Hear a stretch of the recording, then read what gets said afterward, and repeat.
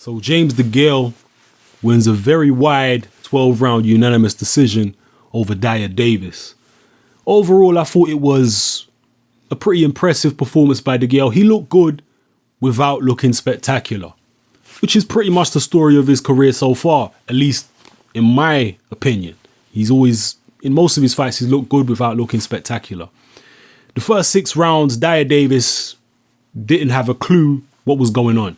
Degale was out thinking him, out maneuvering him, out punching him. His footwork was better. He just, if it was a game of chess, Degale was always 2 moves ahead.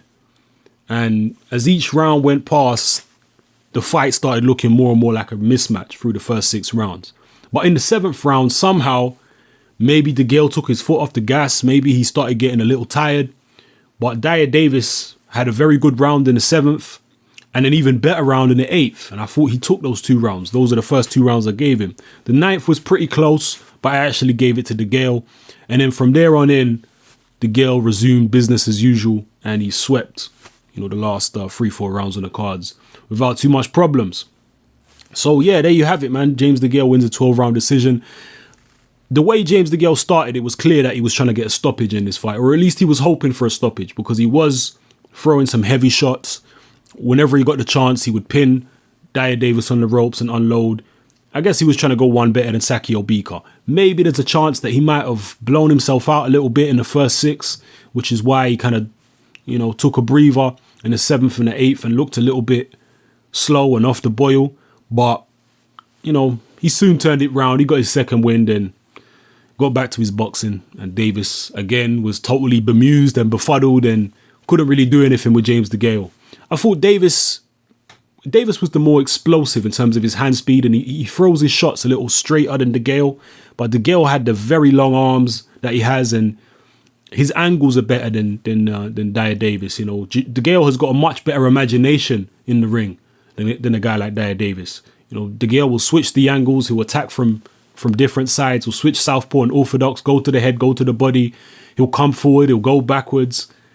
He was just switching up his tactics constantly all the time, and it was confusing Dyah Davis in the ring. He just couldn't get to grips with what Degale was doing. Degale was just outthinking him. So yeah, it was a pretty good performance against a B or C level fighter. Nothing to write home about really, but you can only beat the opposition in front of you. But like I say, Sakio Bika did stop Dyah Davis, so he didn't manage to go one better than Sakio Bika. But, it is what it is.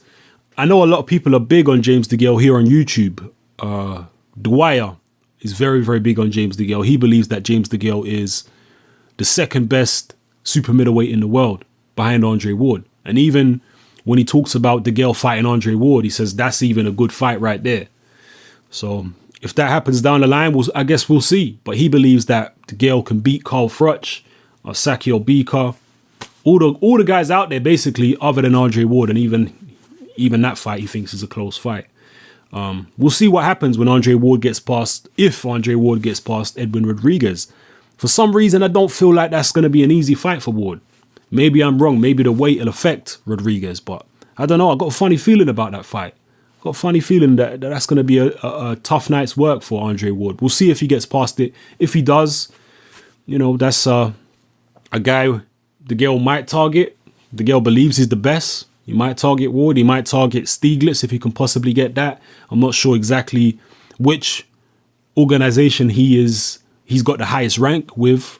I'm not sure. Maybe one of you guys can tell me. But drop your comments below. Let me know how you felt about this performance and where you see James Degale going in his career moving forward.